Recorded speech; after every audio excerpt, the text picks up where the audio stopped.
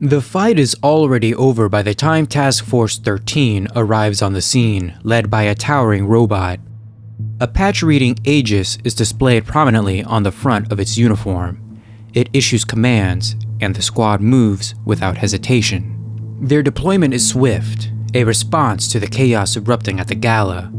At first, the reports seemed routine, a woman causing a disturbance. But once rumors emerged that she possessed powers, the situation escalated. That's when Task Force 13 was activated. Only, the situation seems already handled. By the time they board the ship, it's cloaked in darkness. The first floor is filled with guests in hiding, rattled but unharmed. With the area secured, they press on to the second floor. Just as dark, and just as quiet. Set up a perimeter. Start evacuation procedures, Aegis orders, its voice low but unmistakable. A young man steps up beside the machine. He wears round glasses and a black eboshi, his traditional robes contrasted with cyber-enhanced details. This is Inspector John Cho. Strange, Cho mutters. There are signs of a struggle, but... No enemy in sight, Aegis finishes. Someone got here before us. What does she sense? Inspector Cho kneels and touches the floor. His lips move in silent prayer. The air shifts, growing colder. The ambient light dims as a spectral figure forms beside him. A ghostly woman, ethereal and haunting. The inspector and his Shikigami exchange a silent communion. There's a lingering presence in the next room, Cho finally says. Chaotic but contained. I don't believe we'll meet resistance. Aegis's optics pulse once in acknowledgement. Well then, let's go collect our prize. Let's go ahead and take care of our beginning of the session bookkeeping. We're going to start with our chaos factor. It is going to increase from 8 to 9. In addition to that, we're not going to be testing the expected scene. Well, why not? We haven't actually tested the expected scene for several sessions now. And my simple answer is, we've been playing through one continuous scene. Things have happened in the scene, yes, but in my mind, this is still the same scene. Now, within that scene, the situation has escalated multiple times, which has warranted an increase in the chaos factor. I believe we were like at 7 once upon a time when we were actually getting to the ship, and now it's just steadily increased over time. Well, that's because things are getting out of control, and well, it only makes sense that the chaos factor reflects that. So what exactly is our expected scene for here? Well, Ren's goal is to escape this task force that has just arrived. And we still need to assassinate Arjun Mehra. That's still the big thing, and we haven't quite seen him just yet. So let's start with that real quick, because this task force, we have a robot sergeant, or I guess he's like leading this task force. We have an Onmyoji inspector, and well, he's already shown his Shikigami. So the Shikigami, this ghostly woman, has the ability to detect others, or I guess yokai-like supernatural entities, which, remember, Ren does have. She's got the kitsune in her. So we need to be very careful here. With that being said though, I think the most obvious thing that Rin can do in this situation is to reuse a trick that she pulled against Mira Khan in her fight, and that's to hide with the statues. But these people, they're obviously going to know a person from a statue. And actually that brings me to a point that we need to classify. Did the task force get the lights on? They managed to get the sprinklers off, but are we dealing with just the red emergency lights, or did they actually get the power back on, or I guess the lights back on? So our chaos factor, it's 9. This is as high as it can go. And I mean, I think it's just a likely shot. So 95% or lower is a yes. Of course, I'm going to be hoping for that upper range there. So let's roll and see what we get. Ooh, 60 right on the dot. So yes, they did manage to get the power back on, so the lights are on, which is really going to limit what Rin can do here or pull off. So really the question is, what tags are we going to use to try to hide? Well, obviously we got to use the Kitsune Charm of Trickery and the appear as a different person. That's actually debatable, and you can feel free to comment on that one. But if these statues are like, people, these are people statues, as we've kind of indicated in the previous session, then I think it should make sense that Rin can at least mask her appearance to look like a statue. She can just pose herself however she wants to look like the statue. So that's kind of where I'm going with this. So let's grab our dice and get to rolling.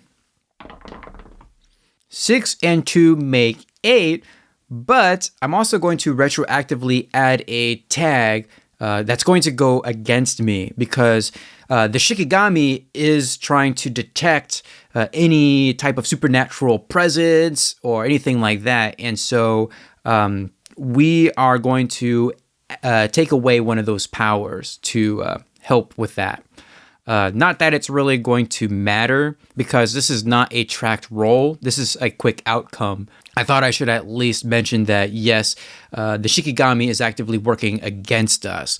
So Rin is going to quickly take on the appearance of a statue and get up on one of the pedestals and kind of just do a pose and hold it there. The task force is going to haul Mirakan away, and I guess there's just the Sergeant Aegis and Omioji Inspector John Cho and his Shikigami are just kind of standing around discussing what they're going to do. Of course, the Shikigami detects something else, and so the consequence is going to be that the task force is now on alert. We'll go ahead and put that status as alert 2, and Rin is just going to listen in because she can't move, or else they're going to discover her right away. Here's the thing, and we kind of did something rather clever in the previous session, because we had Mirakan blow the door of the elevator open or inwards. Rin was going to use that to kind of get up to the elevator, only I didn't really think about it at the time, but there was no way she would have been able to do that. Mainly because the elevator, well, I guess that really depends on if the elevator was on the bottom floor or at the top floor. And I'm kind of just assuming that it was at the top. So there was never going to be a way that she was going to climb up the shaft and get to the 3rd floor. And that also means that now the task force has no way of getting to the 3rd floor either. They can't go up there and get the high priority targets, or assets, I guess they would be called. They can't get to Arjun Mera or any of the other fancy people that are up there, which we still don't know who's up there or why. After some time, the task force, or what remains, will leave the private gallery. The Shikigami kind of lingers just a little bit longer, and she kind of turns her head back, looking inwards. That is going to have to be something that we need to deal with potentially, because a Shikigami is basically a ghost, a spirit.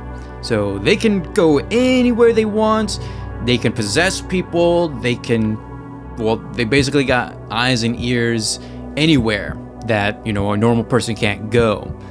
So we need to be very aware of where the Shikigami is, and the fact that it can actually detect the supernatural stuff, that's even worse for Rin. As the Shikigami goes around, and the longer Rin stays here, the more likely it is the Shikigami is going to pick up on her trail. So we really can't stay here. So what is Rin going to do? What can she do that's going to accomplish her goal? Because the 3rd floor is kind of cut off from now. Here's what we're going to do first. Let's go ahead and see. Well, actually, we're not going to test the fate here, because I already know that the answer is yes, because we tested it a few episodes ago. And really the question was, is there a vent system in place around the ship? And we already answered that. It's yes. There are vents all over, and so it's only likely that there's going to be a vent in the private gallery that can lead somewhere else. And actually, that's not a bad thing to kind of exploit here. Does the vent system also go up to the 3rd floor? Okay. So, here's what we're gonna do. We need to do this stealthily, but we also need to be acrobatic about it. We are going to go up into the vent and see if we could find a way to the 3rd floor. Okay, we actually have a plan in place now. We just need to enact on it and hope we get some good rolls. What tags are we going to use? Definitely trained in ninjutsu for the acrobatics. We're actually trying to climb up to the vent, and we're trying to do it stealthily too, so that's kind of like double, but we can't double dip on tags. Trained assassin though, and if you listen to the last session, you will probably remember that we made a clear-cut differentiation between trained assassin and trained in ninjutsu. Trained assassin, what I've said is that they're really good at finding escape routes, and finding that vent and getting up to it is definitely an escape route, so we're gonna go ahead and use trained assassin. Unfortunately, I think those are the only 2 tags. Also, unfortunately for us, the task force has alert tier 2, so that's gonna turn our true power down to 0. So we really need a good roll here to accomplish what we need to do. So let's go ahead and roll and see what we get. Oof. A 2 plus a 2 is 4. That is a miss. Full consequences, no success. Rin spots a vent up there, and she tries to slowly and stealthily make her way up there. And just when she's about to reach for it, the ghostly face of the woman just like pops out and screams right at her, causing Rin to fall down.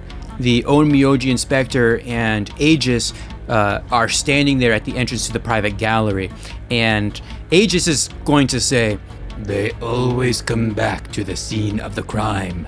And Onmyoji inspector John Cho just kind of nods his head. Rin is now surrounded by 3 members of the task force. The Aegis, John Cho, his Shikigami. Things are looking very bleak right now.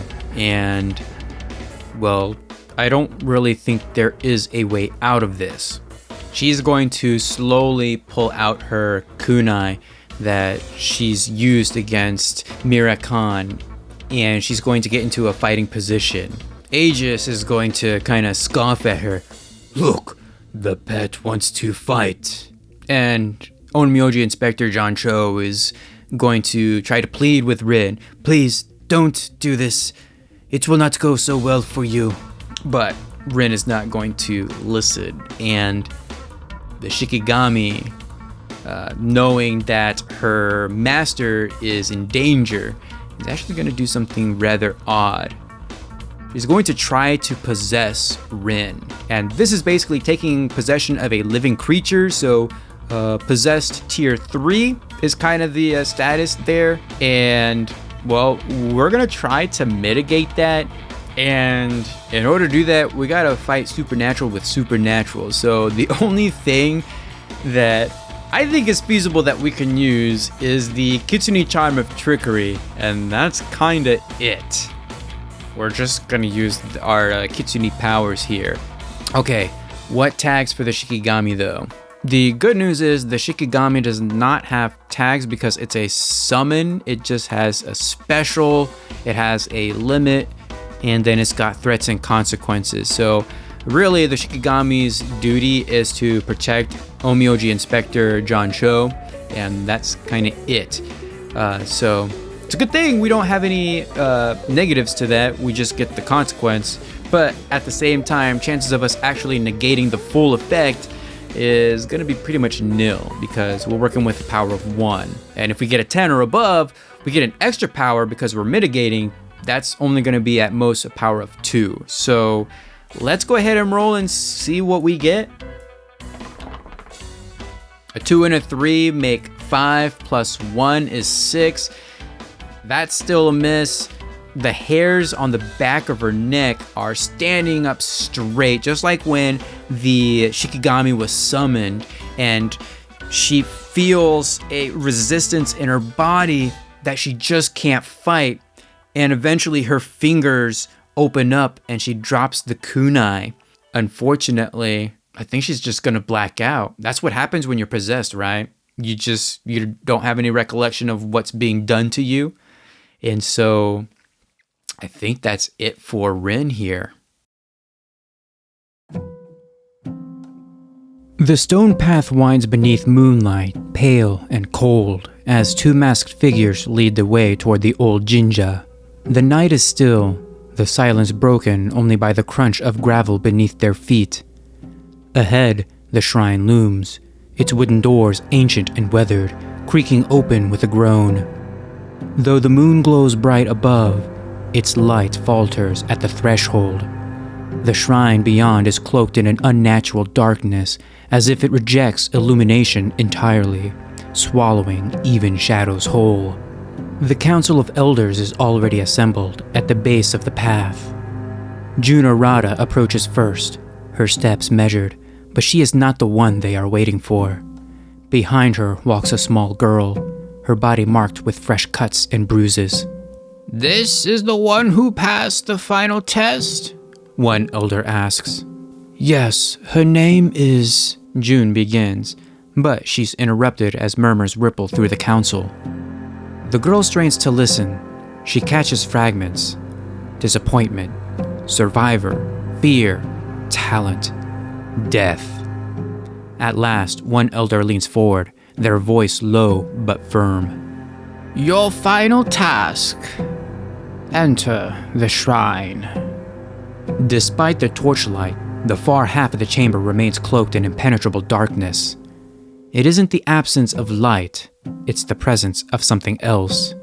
Something wrong. The girl's instincts scream at her to flee, but she knows better. Disobedience would mean death. She steps forward and crosses the threshold. Darkness swallows her whole. When she looks back, the lit chamber is gone. Only void remains. The cold wraps around her like chains, seizing her tired muscles, but she forces herself to move. Then, a voice, soft but commanding. "Why do you look away? Come, step forward, my child, and look upon me." She turns toward the voice. At first, she sees only a silhouette reclining in the dark. Red eyes burn through the blackness, watching. The presence is ancient, immense, its judgment a weight in her chest. Slowly, she advances. As her eyes adjust, she discerns more. A fox-like figure, coiled and regal, its mouth curled in a glinting smile lined with sharp, stained teeth. "Tell me, what is it you see?" She feels the promise of death emanating from it, a rage old and wild. But she sees something else, something that pulls at her. "I see beauty." The creature laughs, a sound like a blade slicing silk. It rises to its feet, taking the form of an elegant woman whose beauty steals her breath. "Tell me your name, little one." The girl straightens her back. "My name is Rin." Rin is awake. She's sitting across from Sergeant Aegis, and, well, it's probably safe to assume that she is handcuffed to the table before her. She can't do anything here. Well, maybe not.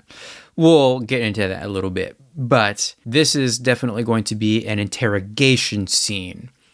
The sergeant is going to try to get some information out of Rin. And why sergeant, by the way?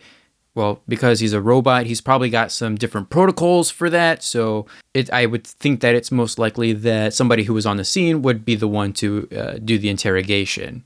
Of course, in this room, we're going to have that one side that's just, the one-sided mirror. So we can't see through it, but the people on the other side can definitely see what's going on in here.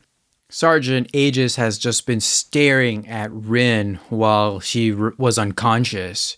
And when she finally comes to, that's when the questions start. What we need to do here is, well, he's going to ask us who we're affiliated with, and we need to hide that fact at all costs. Let's go ahead and try to lie. What tags are we going to use? This one's a bit of an awkward one. Well, actually, I think been through it all, because we've kind of established before that Rin has tried to lie in the past.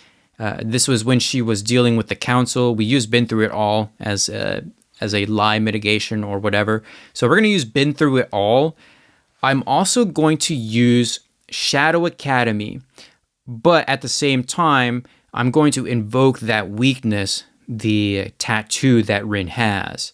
Aside from that, we're actually going to use Trained Assassin, and this is more for the psychological manipulation aspect of that specific tag that we've established in the last session.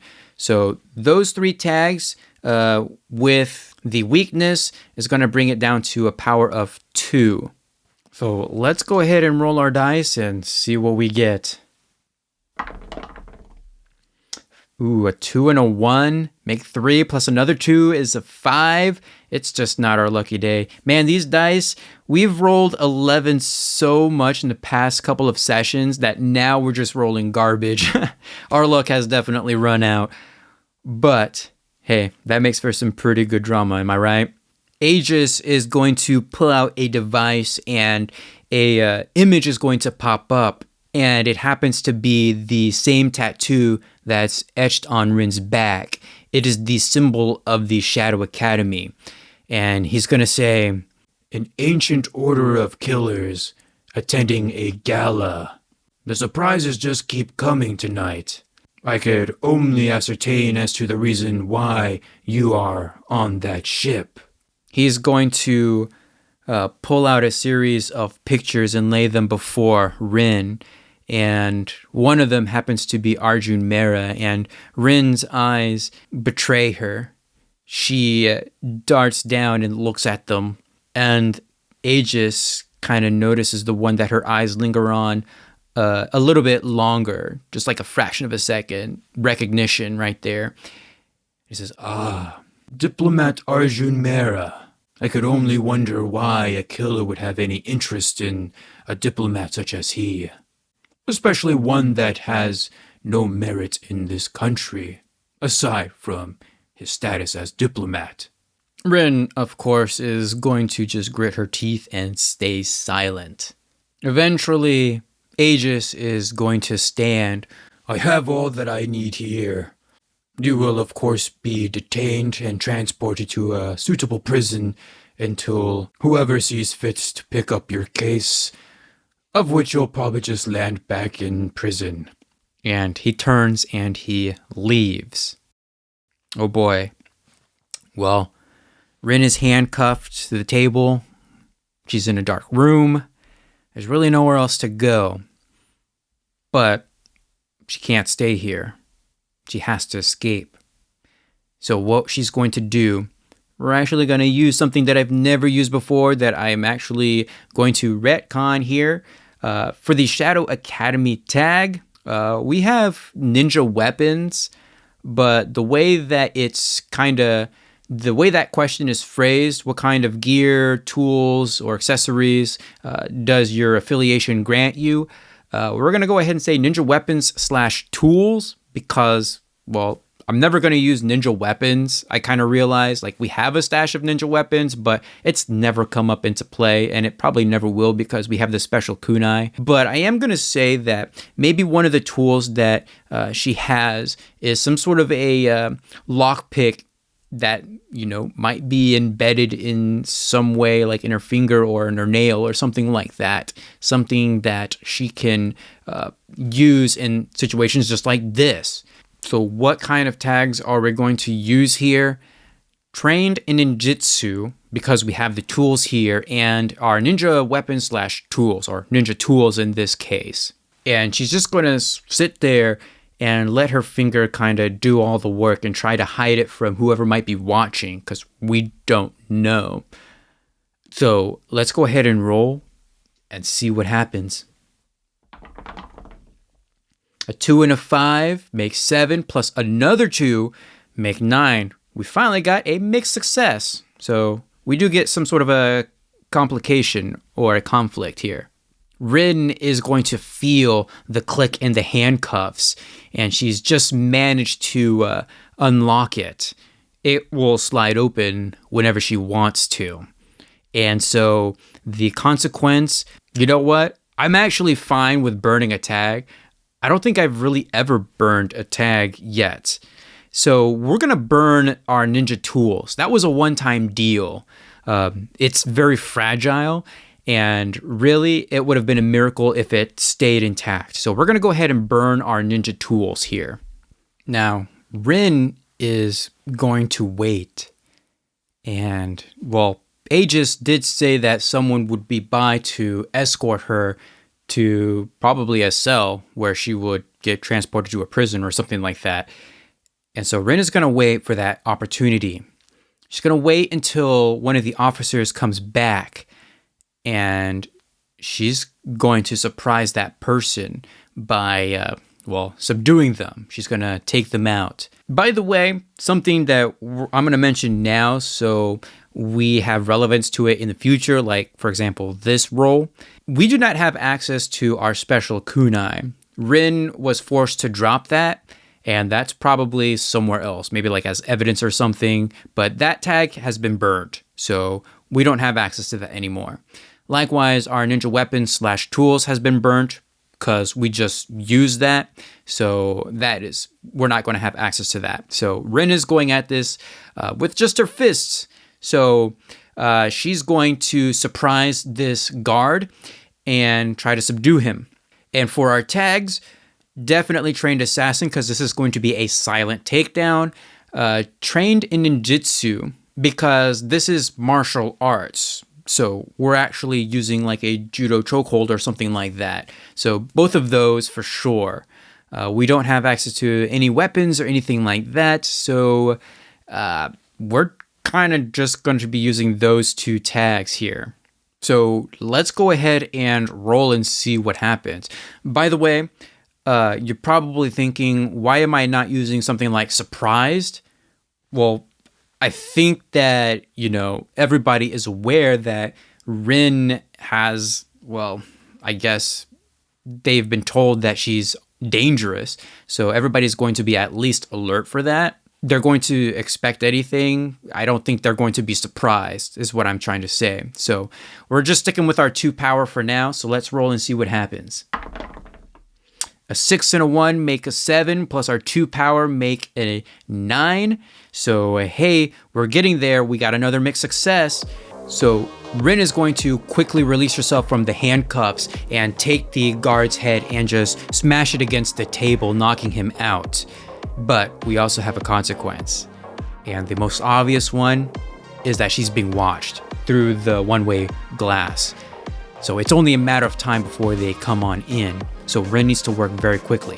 And the thing that she's going to do, she's going to actually take the guard's clothes off, his armor or whatever he happens to be wearing, and she's going to put that on very quickly. Of course, this guy is not her size. I would say that he's probably bigger than she is, so it's going to be a very loose fit. And I think that's actually going to be something that she's really wanting to point out here, or she wants that to be seen, because the people are going to be looking for somebody that's dressed up like a guard, right? But what they don't know, at least not yet, is that she can look like something else. So she's going to look at this unconscious guard as she handcuffs him to the table, and she is going to take on his appearance and fill out the rest of that uniform. So we're going to use Kitsune Charm of Trickery, appear as a different person, and dare I say, should we go ahead and trigger that permanent tail? Oh yes, I think we will, because I really want the upgrade here. So we are going to be walking around with a permanent tail yet again. So our power is now 1. Let's go ahead and see what we get. A 4 and a 6 make a 10 plus our 1. That's the 11 that I was looking for. So here we go. 11, all success, no consequences. We do mark a 3rd upgrade on our Kitsune Charm of Trickery track. And, well, if you know me, then I'm not really going to go ahead and include a new tag just yet. Usually I like to do that in between sessions, or if it's actually applicable to the situation, like maybe she just now discovers this new power, hint, hint. I've actually got like a list of possible upgrades listed on my tags here, so I already know what I'm gonna pick. Anyways, Rin takes on the appearance of this guy, and she begins to fill out the uniform as she leaves. And, well, it's time to get out. She needs to escape very, very quickly. And, of course, somebody's gonna trigger an alarm. And now the station is on full alert. Check back every other Thursday for a new episode of Table for One, a solo role-playing podcast. If you would like to support this podcast, please rate it or give it a thumbs up wherever you happen to be listening from. If you happen to be watching on YouTube, subscribe and be sure to leave a comment. Music was provided by Tabletop Audio and Artlist with AI voice work by 11 Labs.